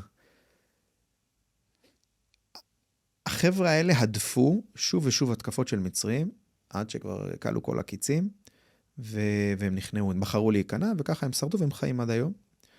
יש את התמונה המפורסמת של לילל מהמוצב, מחזיק את ספר התורה, בשבי, אוקיי. למה אני אספר לך את הסיפור הזה? אני לא יודע, אבל אני רוצה לקשור אותו לשאלה שלך. אתה שאלת איך אמונה מחזיקה. לכאורה המצרים שוטפים אותנו. אחי, המצרים, עזוב, בלי כל האויב מסביב, עזוב את החיזבאללה. אני פותח עיניים עכשיו, ואני גם מדבר, ואני יודע שמי ששומע את השיחה שלנו, זה לא רק הישראלים, גם המודיעין המצרי מקשיב לנו עכשיו. הוא מקשיב לנו, הוא לומד המון, ואני אומר למודיעין המצרי, לך אני אומר, מוסטפא, תקשיב טוב טוב, תפתח את העיניים והאוזניים שלך. יא מוסלמי, יא עבד אללה, תקשיב טוב. מבחינה מציאותית פיזית, אתם שוטפים אותנו. והם היו שוטפים אותנו כי לא היה מי שיעמוד בפניהם. אגב, כמו שהם היו אמורים לחסל אותנו במצרים אז, לפני אלפי שנים, וכמו שהים לא היה אמור להיבקע. וואלה, יא מוסטפא, אנחנו פה. ולמרות שאתם אומה של עשרות מיליונים, ולמרות שאתם שונאים אותנו שנאת מוות, ולמרות שאתם משכללים כלי נשק נגדנו במשך שנים, ורק מחכים להזדמנות.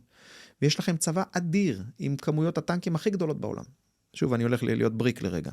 ואי אפשר לעמוד בפני זה. מי יעמוד בפני זה? מי? אנחנו פה. ואנחנו מנצחים. ואתה יודע את זה עמוק בפנים. והחבר'ה האלה שהחזיקו את מוצב המזח, המשיכו להחזיק. והחברים שלהם מימין ומשמאל נפלו. והם לא פספסו ולא ויתרו לרגע. עד שכבר, אתה יודע, קלו כל הקיצים.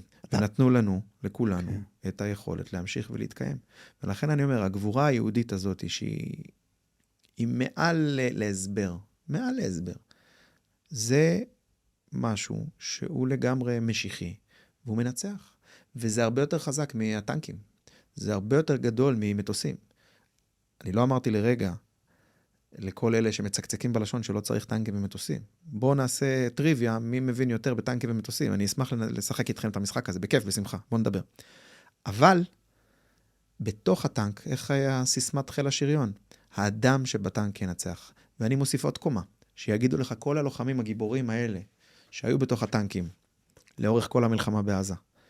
המשיחיות הקטנה, האמונה, שבתוך הטנקיסט, היא תנצח. וטנקיסט אחד כזה של אדם מאמין, יהודי מאמין, שמוכן למסור את הנפש ולעשות הכל בשביל העם והמשפחה, זה מנצח דיוויזיה מצרית. לא כי אנחנו יותר חזקים, יותר טובים, זה לא קשור. אנחנו פה באופן פנומנלי, אי אפשר להסביר את זה, אבל זה עובדתי לחלוטין. אני אשמח שתפרט יותר את הסכנה, נגעת במצרים. סתם דוגמה, אתה יודע, יש גם טורקיה. לגמרי. יש הרבה צרות מסביב. אגב, תמיד יהיו, זה בסדר. הבעיה שלי, מה שאותי מפחיד, באמת מפחיד. זה לא המצרים ולא הטורקים, הדבר היחיד שמפחיד אותי זה היהודים. היהודים מפחידים אותי פחד מוות, כי הם היחידים שמסוגלים לצאת נגד הגורל שלנו ולנסות לחסום אותו. עכשיו, אני גם לא מאמין שהם יצליחו לחסום את הגורל שלנו, את הייעוד שלנו. אני לא מאמין באנטי-משיחיות, אני לא מאמין בנתניהו לאורך זמן. אבל בינתיים הנזק נורא. ובינתיים הכאב הוא נורא. הם מנסים להקפיא מצב. הם מנסים לחסום אישה בהיריון שאמורה ללדת, ולהגיד לה, הכל בסדר גברת, זה לא, תקחי הפידורה, לא הפידורה, סליחה, תקחי אקמול. הכאב שאת מרגישה, אתה יודע, זה מה שקרה לסבתא של אשתי. היא באה בכאבים איומים לפני הרבה שנים, לחדר הלידה, ואמרה, אני צריכה ללדת. אמרו לה, לא גברת, זה בסדר. ילדה, ואמרה, כואב לי. אמרו לה, לא, זה בסדר. אמרה, אני אומרת לכם, כואב לי. התברר שהיה שם תאום. היה תינוק שהיה צריך לצאת, עוד אחד, וכמעט פספסו אותו. לא, תחזיק את זה, תחזיק הכל בבטן. משהו צריך לקרות. המשהו הזה, זה השלב הבא. אנחנו צריכים להראות לעולם שאנחנו כבר, למרות שיש לנו מטוסים, אנחנו לא גטו, שטייטל מסכן, שרק מנסה לשרוד, ורק מסכן, ורק אומלל, ומה יגידו הגויים? אנחנו אומה אדירה, עם נפש חזקה, שמסוגלת לעמוד על שאלה, לשאוג, ואז כולם נבלים. אני מזכיר איך העולם הרגיש ב-12 ימים האלה באיראן, ואיך העולם הרגיש כשתקפנו בקטר. אמנם אני חושב שהתקיפה בקטר הייתה תקיפת אשליה, זו הייתה הונאה, אבל עדיין, כל העולם נבהל. מה זה פה? מי חושף את השקר הזה שנקרא קטר? מי מעיז? וואלה היהודים, וואלה הישראלים. תראה כל סרט הוליוודי שאתה רוצה, שיש בו אקשן, ומזכירים בו לפעמים את המוסד, באיזה חרדת קודש הם אומרים את המילה הזאת. The Israelis, the Mossad. מה זה? פחד? אני יותר מפחיד מהמודיעין האמריקאי. יש שם משהו עמוק, אני מכבד את המשהו הזה, כי אני חושב שהם מזהים שם איזו נחרצות דטרמיניסטית, איזו אמירה לעולם לא עוד. אנחנו פה ואנחנו פה כדי להישאר, אנחנו אריה. אריה מסוגל לעשות שלום, ואף חיה אחרת לא. ואז האריה שואג והוא לא צריך ללכת מכות. אתה יודע מה יפה? אתה שואל אותי איך נעשה את זה? כשאתה שואג, מרגישים את זה ואף אחד לא צריך ללכת, לא צריך לנסות אותך. מתי מנסים אותך? כשאתה מתנדנד, כשהגמל מתנדנד, כשאתה עושה סימנים של חולשה, כשאתה פתאום הולך לפינה שלך ומתכדרר. אז איך אנחנו צריכים בעצם להתייחס צריכים לקחת את עזה, כמשל, זה מספיק. להעיף משם בעדינות, בכבוד, לנתק את כל הכבלים מהמפקדה בקריית גת. לנתק, לא לזרוק אותם. אני אשמח שתרחיב גם את ההסתכלות, יש לנו בעצם את ארצות הברית בתוך... כן, ארצות הברית נתנו לדלת, פתחו את הדלת והיא נכנסה. עכשיו ככה גם בא עלינו חורבן בית שני בהתחלה. סוף ממלכת בית חשמונאי הייתה בעצם, כשהם החליטו, החשמונאים, 5 הבנים של מתתיהו, אלה מסיפור חנוכה, אחרי שהם נלחמו פה כמה קרבות ועוד קרבות, והיה להם קשה והיה להם מתיש, הם אמרו, די, אנחנו לא יכולים יותר, בואו נביא לפה מעצמה ידידותית, והיא תנהל את העניינים, ופתחו את הדלת לרומא. ורומא נכנסה, ומאז היא לא יצאה. ובסוף היא גם החריבה את הכל. זה מה שקורה פה גם עכשיו. עכשיו, אם מישהו יגיד לי, אמריקה היא גדולה בידידותנו, אני אומר, כרגע כן. מישהו מבטיח לי, מה שקרה בניו יורק לא יכול לקרות עם אמריקה רבתי, שפתאום עולה איזה אדם שהוא לחלוטין אנטי-ישראלי. מישהו מבטיח לך את זה? להפך, בוא תהיה ריאלי. לשם שינוי, ותסתכל ותראה, אתה לא יכול לסמוך על אמריקה במונחים כאלה, אתה יכול לנהל איתה מערכת ידידותית, אינטרסים משותפים, אסור לך להשלות את עצמך. אגב, אני אומר לך שאם מישהו פה משיחי, זה צמרת מערכת הביטחון הישראלית, שבשנים האחרונות, הרבה שנים כבר, היא מתמסרת לאמריקה, כמו שמתמסרים לסם. היא עוצמת עיניים ואוזניים, לכל העזרות, גם אלה שעולים מתוכה, ופשוט מתמסרת ומתמכרת ונותנת לאמריקה לנהל פה את העניינים. מה זה להקים מפקדה על אדמת ישראל שהיא מנהלת את הביטחון בעזה? מה זאת אומרת? כן, זה טוב. לא, זה לא. זה רע, זה מסוכן. אתה עצמאי. זה כמו שאדם, זה כמו שאני אגיד לך, לא לך, דניאל, אלא לך זה שאומר לי שזה טוב, אין בעיה. אז מעכשיו אתה יושב על כיסא גלגלים, ומישהו אחר יחליט בשבילך מתי אתה יוצא, מתי אתה נכנס, כמו הפיליפינים האלה של אנשים מבוגרים. זה טוב. לא, זה לא טוב. גם אם במקרה הפיליפיני הזה הוא נורא נחמד. אנשים נורמליים, בריאים, רוצים עצמאות. מדינות גם. יש לנו אינטרסים, משתנים. אנחנו חייבים להחזיק את עצמנו מעל הדבר הזה. ישראל מוכרת את הביטחון שלה. פורטת אותו, מפריטה אותו ונותנת אותו בידי זרים. דבר רע מאוד ומסוכן מאוד. אין לזה תקדים, אגב, למהירות שבה אנחנו מתפרקים מהנכסים האסטרטגיים שלנו. עכשיו, זה שכל מיני, אמרתי לך, פילברים כאלה אומרים לי, לא, זה לא ככה, זה לא ככה. עזוב, תסתכל על התמונה הגדולה. אוקיי, אתה צודק, פילבר. היום לא עברו שם 100 מסעיות, עברו שם 200, למי אכפת? תראה מה קורה לעזה. עזה צריכה להפוך להיות משל. אני אמשיך להגיד את זה לנצח, גם אם אני הבן אדם האחרון בעולם. וגם אם כולם יגידו לי ביחד לא ריאלי, אני אגיד שאת עזה אנחנו צריכים לזרוק לכל הרוחות, כל העזתים שם, לכל הרוחות, להפוך אותה לשלב ראשון חול, אחר כך חוף, אחר כך עיר ישראלית משגשגת, או יישוב, או מה שהלוחמים הגיבורים שיקבלו שם כל אחד דירה, הם יחליטו, זה שלהם, הם קנו את זה, לא נתניהו ולא אף אחד אחר, ובטח לא טראמפ, עם כל האמריקאים, with all the respect, ככה, יש לה את הצרות שלה בעולם, שתתמקד בהם, זה יסביר לכולם, למצרים ולטורקים, מה זה עם ישראל, איתנו לא משחקים, כן. באתם, ניסיתם, אוקיי, דפקנו אתכם, ואתם לא תחזרו לפה יותר. זה מחזיר אותנו לנתניהו, שהוא בעצם אבי היחסים עם ארצות הברית, הוא הרי למד שם. הוא לא אבי היחסים עם ארצות הברית, היחסים המיוחדים עם ארצות הברית התחילו ב-1962 אצל ג'ונסון. כן, לאו דווקא התכוונתי אבי כמייסד, אלא זה תורתו. הוא נושא את זה כדגלו. הוא מאוד מאוד התעסק בזה, אין ספק. אז מה אתה חושב? גם היה שגריר. כן. אז בוא נחזור לנתניהו ברשותך, כי נגעת באנטי-משיחיות שלו. נכון. אגב, הוא משיחי. הדת שלו זה אמריקה. מי האלוהים של נתניהו? אמריקה. למי מתפללים? אתה יודע, ליובל בנה יש שיר יפה. אני לפעמים חוזר למילים שלו, הוא אומר, ואת עצמי אני שואל, אם אלוהים חומד לצון, למי צריך להתפלל כדי לישון בשקט? נתניהו, למי הוא מתפלל כדי לישון בשקט? לאמריקה. אז הוא משיחי. פשוט אנטי-קרייסט, כאילו, אנטי-משיחי. ונגעת גם בעניין שהוא עומד הרי להיבחר. זה אתה כנראה הייתי מסכים. לא? לא. אז אוקיי, אז מה לדעתך עומד לקרות בבחירות הקרובות בהקשר הזה? נתניהו לא ייבחר להיות ראש ממשלה. מה הולך גם אצל הציונות הדתית, אם אתה יכול להראות לנו קצת יותר? הציונות הדתית כרגע לפחות שבויה בקסמיו של נתניהו, ברמה מחפירה ומבישה. אני לא חוסך את הביקורת שלי, הגלויה מכולם, מסמוטריץ', בן גביר, אני חושב שהם... אין לי מילים טובות כאילו לעניין הזה. אגב, זה שאומרים, אז בן גביר עושה מהפכה באיו"ש, א', אני לא משוכנע בזה, כי כל דבר שבונים שם אפשר גם להרוס. חוות וזה... אני מעריך את זה, אני אוהב את זה, אני רוצה את זה, אני מחזק את זה ומעודד את זה, אבל אני חושב שזה לא במקרה, זה פרויקט שהוא פרויקט קל, מה זה לבנות חווה? תעשה פעם סיבוב, תראה את החוות, הן מקסימות, הן מהממות, אבל כאילו זה לא משהו שממשלה אחרת לא יכולה לבוא ובקלות להחזיר את המצב לקדמותו, כאילו, כן. זה אחד. אז לכן אני לא מתפעל מזה. אני שמח, אני מתרגש, אבל אני לא מתפעל מההישג, ובטח אי אפשר למכור לי את השקר הזה של להגיד, תראה, הוא עושה מהפכה באיו"ש, אז הוא בתמורה, לא. עזה היא לא רק מקרה בוחן למה צריך לעשות, היא גם מקרה בוחן למה לא צריך לעשות. אם עזה תישאר כמו שהיא, או שתהפוך להיות מדינה פלסטינית, חס וחלילה. אנחנו בסכנה. כל הדברים שדיברת עליהם, כל הפחדים כולם, מתרגשים עלינו במהירות. כי הערבים הבינו, אוקיי, בסוף, ניצחנו. תראה, מבחינת הערבים אין דבר כזה, וזה עוד טעות מטומטמת של אנשים מאסכולת הביטחון המערבית. יש מושג שנקרא תרבות אסטרטגית, הרבה פעמים הם לא מבינים את האויב. האויב לא מעניין אותו לנצח כמו ג'נטלמן. אם ערבי הולך נגדך דו-קרב, ואתה לובש את המסכה ואת הבגד, ומחזיק את הסייף בדיוק בצורה שהוא מוציא אקדח ויורה בך ומבסוט. זאת אומרת, הוא לא משחק את המשחק הזה. אמר לי פעם יועץ גדול מאוד בבית הלבן, דיוויד ורמזר, הוא אמר, האיראנים, זה נכון שהם משחקים שחמט, אבל הם גורילה.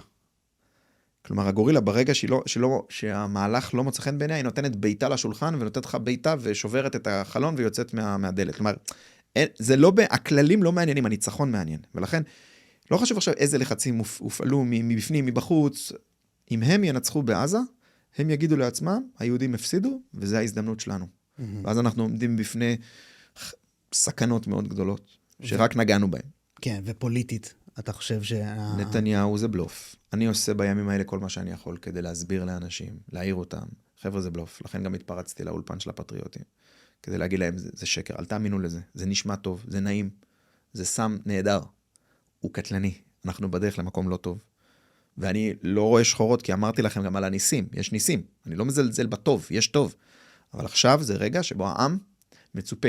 קדוש ברוך הוא אפרופו, מצפה מאיתנו לקחת את גורלנו בידינו. איך עושים את זה? יוצאים בכל מחאה, ואומרים לא, לא נסכים. אי אפשר למכור לנו את הלוקש הזה. אנחנו רוצים את עזה.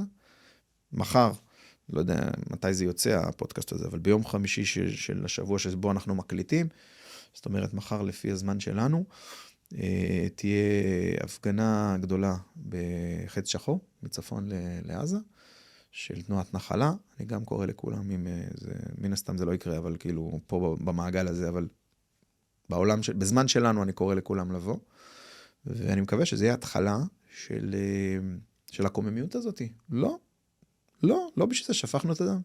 לא בשביל זה הקרבנו את טובי הבנים והבחורים. מספיק עם הבולשיט, אנחנו עצמאים, אנחנו חופשיים. כן, אנחנו משיחיים, זה כן ריאלי. אוקיי, אז ברמה של המקום שהתחלנו ממנו, של בעצם הסכנה הגדולה שנמצאת, נס שהציל אותנו בשביל העשירי, אבל יש את כל הדבר הגדול הזה שמרחף מעלינו, מאיראן והכל. אני הייתי שמח, אם אתה יכול להגדיר במונחים שלך, מה לדעתך הוא בעצם הניצחון המוחלט שהם מדברים עליו, כשאומרים את המשפט הזה, למה מתכוונים? הניצחון המוחלט, אנשים מאוד יופתעו לשמוע, הוא בהחלט בהישג יד, קודם כל. כלומר, מה שזה לא יהיה, שתכף אני אנסה לענות על השאלה החכמה שלך, הוא קרוב. וזה אמור להפתיע אנשים, כי אנשים זה נשמע להם כמו איזה פנטזיה ואגדה. מה זה? הריגה מוחלטת, חיסול מוחלט של הרעיון הפלסטיני. אני אסביר רגע מה זה ולמה ואיך. תגרום לחלום הישן להשמדת ישראל להיעלם. ברגע שהחלום להשמדת ישראל ייעלם, אנחנו כבר בניצחון המוחלט. ואנחנו גם במידה מסוימת בשערי הגאולה. כי הגאולה היהודית היא מדברת על שיעבוד מלכויות, על זה שבעצם לא מנסים להשמיד אותנו כל הזמן. עכשיו, הזהות של הערבי באזור והמוסלמי, יש בה שני רכיבים. בכל רגע נתון, זה הסיבה גם שאנחנו לא שומעים על פיצוץ ועל פיגוע בכל דקה. הרי יש פה מספיק ערבים, שאם היו רוצים, היו יכולים לעשות פיגוע כל דקה. איך אנחנו חיים את החיים? יש להם מלחמה פנימית. צד אחד שלהם אומר, חיים, עיישין, בוא נחיה את החיים. בוא נעשה פרנסה, בוא נביא ילדים, בוא נחיה. ויש מנעמים, עולם, יש לאנשים, אנשים מרוויחים יותר, יש להם יותר מה להפסיד. צד שני, יש זהות אסלאמית, שאגב, אני לא מפרש את הזהות האסלאמית כדטרמיניסטית השמדת ישראל ושנאת ישראל. המוסלמים לא יודעים הרבה, בוא נאמר ככה, לא כל מוסלמי הוא בהכרח מוסלמי שרוצה להשמיד את ישראל. אני לא מקבל את זה. אבל פלסטיניות כן. אין דבר כזה פלסטיניות שהיא לא ניסיון להשמדת ישראל. למעשה, הפלסטינית הומצאה כנשק. לא חשוב שלא ניכנס לשיחה, זו שיחה אחרת. אני בטוח גם שיש אחרים שהרחיבו בזה. ולכן השמדת הרעיון הפלסטיני זה לא השמדת הערבים, או השמדת הערביות, או פגיעה באסלאם.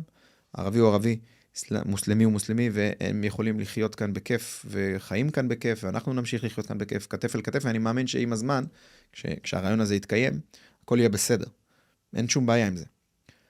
פלסטיניות צריכה להיות מושמדת, כלומר, כל מי שמרים על דגל ועל נס, אפילו בדגל באוניברסיטת תל אביב, או אפילו בפוסט בפייסבוק, או בשיר, אני לא יודע מה, את הרעיון של הפלסטינים, זאת אומרת, להשמיד את ישראל ולבנות פה מדינה פלסטינית, שזה בעצם אומר מדינה ערבית על חשבון, על הקבר של היהודים, צריך לזרוק אותו מפה לכל הרוחות, להרוג אותו, לזרוק אותו, להעניש אותו, לשלוח אותו מפה ולהרוג את הרעיון. ברגע שמנהיג ישראלי יקום ויגיד, הרעיון הפלסטיני מת, אנחנו נהיה בשלב העיקרי לפני התיקון. כי אז אתה משאיר לכל הערבים, אתה מסדר להם את הבעיה הזהותית שלהם. זה התשובה שלך למעשה לניצחון מוחלט. זה המפתח לניצחון המוחלט. הניצחון המוחלט הוא בעיניך, כשאתה מגדיר ניצחון מוחלט, כהסתכלות... זה המפתח, ואז אתה לוקח ריבונות על הכל. אבל מה זה אומר? אם אתה יכול להוריד את זה לפרקטיקה... שהערבים הופכים להיות ערבים, ולא אויבים. כי היום כל ערבי, בתוכו מתחוללת מלחמה פנימית, שואל את עצמו, כן, לא, כן, לא. או במילים אחרות, ישראל היא גמל מתנדנד, ואז כדאי לי להיות עם אלה שעושים את הרעש ואת האבו עלי ולתקוף את ישראל, או שישראל חזקה. כל אחד מהם שואל את השאלה הזאת כל יום, 1000 פעמים ביום, גם בלי לדעת שהוא שואל אותה. זו שאלה תרבותית מהותית שהיא נובעת מתרבות הכוח של המזרח. ואיך ברמה צבאית עושים את זה? אמרתי, זה עניין תודעתי קודם כל. אתה כל הזמן מחפש את הסיפור הצבאי. לא, רק הגדרה של ניצחון פשוט. זו הגדרה של ניצחון, ובכלל, מעשה המלחמה, אני אמרתי את זה בכמה מקומות, זה אומנות.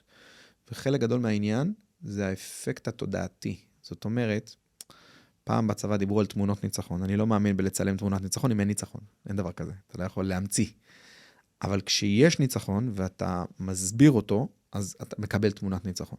או במילים אחרות, כשהערבים יבינו שהרעיון להשמיד את ישראל מת, שזה אגב מה שז'בוטינסקי דיבר עליו לפני הרבה שנים כשהוא כתב את קיר הברזל, זה מה שהוא אמר שצריך לעשות, וכולם ציטטו אותו, אבל אף פעם לא בנינו קיר ברזל. בנינו קיר שיש בו לבנים חזקות, אבל הוא מלא חורים ומלא סדקים. כלומר, תמיד אמרנו לערבים, אנחנו עדיין אומרים לערבים, ביבי אומר לערבים, מדינת ישראל אומרת לערבים, כל הזמן, כן, אנחנו חזקים, כן, אנחנו נלחם בטרור, אבל אתם יכולים להמשיך לעשות כל מיני חגים, המנונים, סמלים, ארגונים, קייטנות, שירים, שמדברים על השמדתנו, ואנחנו נכיל את זה. לא, ככה לא מתנהגת מעצמה. לך לארצות הברית, ארצות הברית זה מקום מאוד ליברלי, מאוד דמוקרטי, חופש דעה וכו' וכו'. אם ה-FBI עולה על זה, שמישהו מעלה איפשהו בארצות הברית, זה עניין פדרלי, משהו נגד ארצות הברית, קודם כל יסמנו אותו, ואם ירגישו שהוא מסוכן, נגמר הסיפור שלו. נמצא את עצמו באיזה כלא פדרלי, הוא מואשם, בטח מאז ה-9-11. בתוך ארצות הברית. כן, הוא פוגע בביטחון, בהומלנד סקיוריטי שלנו. כן. בישראל אין את זה. ישראל כל בן כלב אחד, זה לא משנה עכשיו אם הוא מי יכול להביא כזה דבר? מנהיג. מי? מי? פיזית. פרסונלית? כן. אני אמרתי לך, השם של עופר... כן, עופר וינטר לדעתך לשם יכול לקחת. ברור, הוא אמר את זה גם. עופר אמר שזה בעצם אמירה מאוד ברורה, אבל מה הבעיה להגיד את זה? זה אגב משהו שהערבים יודעו עליו. אתה בטח ראית ושמעת הרבה ערבים ששואלים אותם ומודים שמעדיפים להיות תחת שליטה ישראלית. זה ברור, יוסף חדד פה אצלי אמר את זה. יוסף חדד, אחלה גבר, אז זו דוגמה נהדרת למישהו שהחליט איפה הוא שם את הז'יטונים. הוא אומר, אבל למה? כי הוא מזדהה עם הערכים, הוא מזדהה עם הליברליות, הוא מעדיף אותך, והוא אומר, זה לא שהוא לא ערבי, יוסף חדד הוא לא ערבי, הוא ערבי, אבל הוא ערבי שבחר בדרך מסוימת, הוא לא רוצה להיות שונא ישראל. אגב, מי שאדם דתי ולמד קוראן, יודע שבקוראן יש לפחות 10 מקומות שבהם כתוב בפירוש שהארץ הזאת שייכת ליהודים. כתוב, ויש אפילו מצווה, כאילו... כן, זה שייך ליהודים. אז מי שעושה את זה, הוא בעצם נכנע לפוליטיזציה של הדת האסלאמית. עכשיו אני גם פונה לערבים בהזדמנות הזאת. אנחנו אחים, אנחנו יכולים להיות אחים, הכל בסדר. תתעסקו איתי, אני ארוג אתכם. לא תתעסקו איתי, מה הבעיה? מה הבעיה שנחיה כמו אחים? הכל טוב, הכל פתוח. היהודים אף פעם לא רדפו אף אחד. מאוד פשוט. כן. אבל צריך לעקור את הרעיון הזה של לנסות לעקור אותנו מפה. וצריך לשרש אחריו, ולא להשאיר אבן על אבן ולחפש ולמצוא. זה לא יכול להיות בספר חינוך, בבית ספר או בגן, זה לא יכול להיות בשום מקום. וזה בעצם לא מהלך צבאי, מהלך תודעתי. זה מהלך שיש בו אפקט תודעתי מצטבר, ודאי שיש בו אספקטים ביטחוניים, תראה, יש לי אפס סובלנות, זרקו עליי אבן, אני יורה. כי אני רואה את האמת, והאמת היא מלחמה היברידית. מה זה מלחמה היברידית? השיטה שפותחה, דרך אגב, הרוסים המציאו את זה, והפלסטינים המציאו את זה בצורה מושלמת. מנהלים נגדך מלחמה, הרעיון המסדר זה השמדתך, אבל עושים את זה באלף ואחת צורות, וכל אחד עושה את זה בצורה אחרת. המורה מלמד את הילדים איך להשמיד אותך. המהנדס ממציא פיתוחים איך להשמיד אותך. העורך דין תובע אותך. הספר עושה לך תספורת מכוערת. הבחור שמביא את הקניות מהסופר, זורק את הביצים על הרצפה. כולם נלחמים בך. ולכן כל גילוי כזה, וזה המערכת שלנו, לא שהיא כשלה מלהבין, היא מסרבת בכל תוקף להכיר בזה. מסרבת, מוכנה למות ולהרוג, ושימותו, ולא להכיר בזה. היא מתייחסת לזה כאירוע אנקדוטלי, פלילי, היא תמיד מחפשת הצדקה, הוא היה לו ככה, הוא היה לו ככה. לא, לא, לא, לא, לא. זה דת, זו אידיאולוגיה אנטי-ישראלית, צריך להשמיד אותה, לשרש אחריה. זה לא מעניין אותי אם הוא גנב נשק על רקע פלילי. הוא מת, מבחינתי הוא מת. עכשיו, אני חסכוני. אנשים חושבים שאני מחפש להרוג לו. אם מישהו אחד מת, אם מוציאים להורג אחד, מנעת 1,000 אחרים. מנעת, הם לא רוצים. ארצות הברית, אותו דבר, יש עונש מוות. לא צריך להגיע לשם. זה חשוב. תהרוג כל מי שעוסק בטרור. מי שמתעסק, מי שנוגע בטרור, מי שמריח טרור, לא נותן לו להתקרב לזה. מה זה הדבר הזה? טרור זה מקצוע. המקצוע זה, דרך אגב, אנחנו קוראים לזה טרור, זה לא טרור, זה מלחמת דת. זה לא טרור. טרור זה שימוש באמצעים אלימים כדי להשיג מטרה פוליטית. זה משהו מאוד... לא, זה מלחמת דת ותרבות נגדנו, להשמדתנו. זה מה שקרה בשביל הסיר. אגב, בשביל הסיר זה לא הנוח'בות. זה, אתה יודע, יש ביטוי כזה, שבשביל להכשיר ילד אחד, או לחנך ילד אחד, צריך כפר שלם. זה מין ביטוי כזה. אז בשביל להוציא שביל העשירי, צריך עזה שלמה. זה החייטים והתופרים שתפרו את הווסטים, שראיתי שתפרו אותם בעזה. וזה המהנדסים והחימושניקים שהכינו להם את הנשק, הרימונים תוצרת עזה. וזה הדייגים שיצאו להביא דברים מהים, כל מיני תאים אטומים למים שהאיראנים זרקו בים. וזה המבריחים בזה. וזה, כולם רצו להשמיד אותך. וכשאתה נכנס לעזה, כל מילואימניק יגיד לך שהיה שם, שרואים את זה בכל בית. בכל בית. עכשיו, מה זה אומר? אצלנו אומרים, לא, זה גידול סרטני, לא גידול סרטני, זה מין שכבה, נסיר את השכבה ונגיע לעזה האמיתית, שאיתה אפשר לעבוד. לא, שקר. אין שם מה לעבוד. זו תרבות שבמשך עשרות שנים מחנכת לדבר אחד. תשאל את כל ילד שם. תראה מה הם מלמדים בבתי ספר, ומה יש במסיבות הגן. אותו דבר, זה חמאס קטן, עוד 10 שנים. עכשיו, זה לא בגלל שהוא רע. אתה גזען. לא גזען. הוא לא בן אדם רע, הוא לא ילד רע, לא קשור לרע. זו התרבות. הבריטים הבינו את זה יפה. הבריטים הבינו בתרבות, ובכל זאת שהם הגיעו להודו, ויש שם עשרות קסטות או מאות ודתות וזה, הם התעקשו והשמידו את קאלי, את הדת שעשתה קורבנות אדם, שהקריבה נערות לעילת המוות קאלי. הבריטים הם, עם כל הנימוס שלהם אמרו, no. והשמידו אותם, רדפו אחריהם והרגו אותם. למה? הם גזענים? לא, הם לא מוכנים שבאימפריה שלהם תהיה דת רצחנית כזאת. תהיה דת רצחנית. כן. מעולה, אני מבין, ממש ממש תודה. אנחנו ממש פה הגענו לקצה. אני מאוד מודה לך, תודה רבה. מאוד מודה לך שהיית. באמת היה תענוג, דוקטור יאיר אנסבכר. תודה רבה דניאל, ותצליח בכל מה שאתה עושה. תודה, גם אתה. תודה רבה.